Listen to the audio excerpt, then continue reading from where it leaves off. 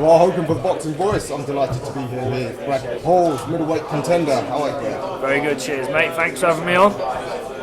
Absolute pleasure. There's not many fighters from Newquay. I was half expecting a West Country accent, but you've got the surf look.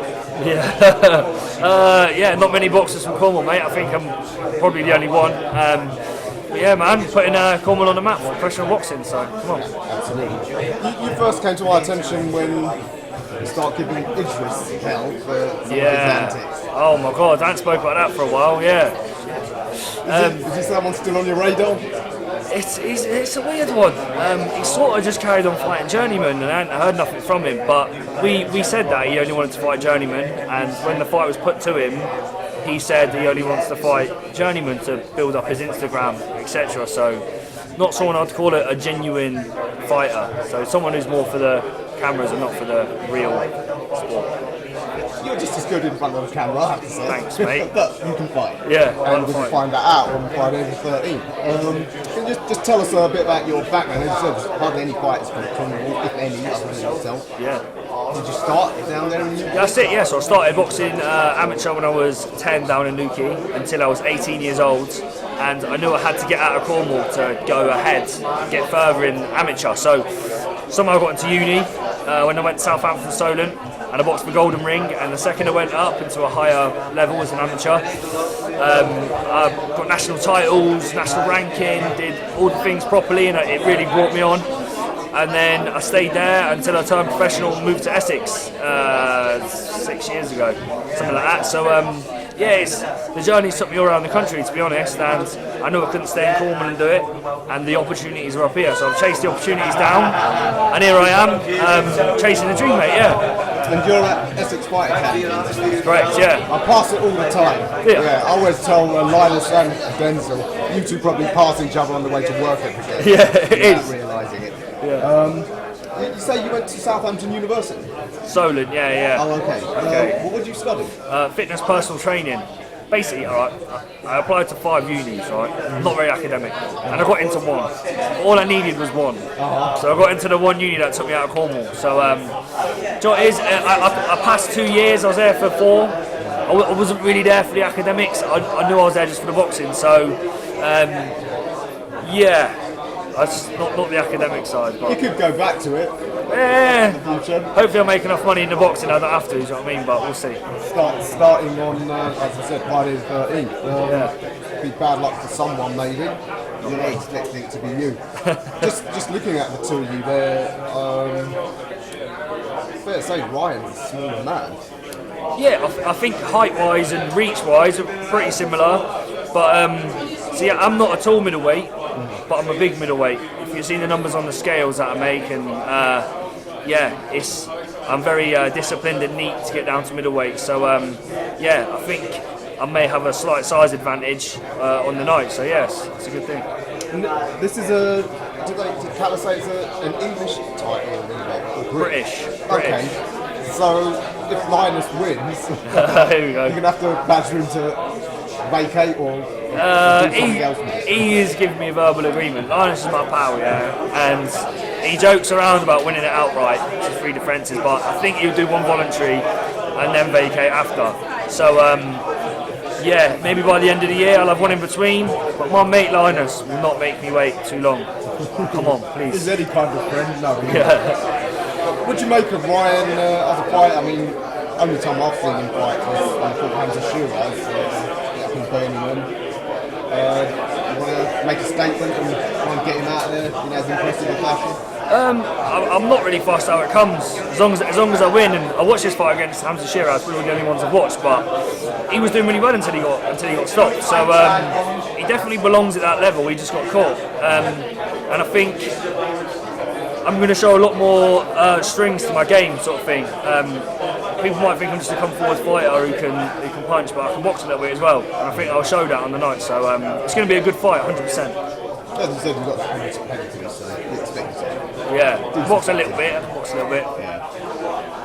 How do you assess the domestic middleweight scene at the moment? There are a lot of good fighters. Busy. It's a busy category. I think a lot of the top people are sort of starting to move on. You have like Felix Cash moving on. You have Danny Dignam moving on. And then there's, I can never say his name, Black Thunder, trained to Al Smith. Jeevin Ajaka. Ajaka, that's it. Yeah, well done. I think that's right. They have a good fight. It's like, oh no, he's moving down to 154. Sorry, so don't worry about that. But yeah, it's a busy category, and there's loads of good fights to be made up. So yeah, I'm happy to be in it, man. As Carla said, you know, domestic tournament right here. Yeah, it's a brilliant place to be. So we've just got to navigate. Oh, Brad Ray as well. He's a good fighter. I watch him at the weekends, and that could possibly be a British title fight down the line for me. So yeah, Two Brads going battle of the Brads. Yeah. Come on, mate. That wouldn't be bad at all. Yeah. Just get your views on a couple of the fights at the world scene coming up. When you mentioned Danny Dignan, local boy from Essex, making a jump against Alan Fanuli. Yeah, I've sparred a few rounds with Danny, and I know he's a good quality operator.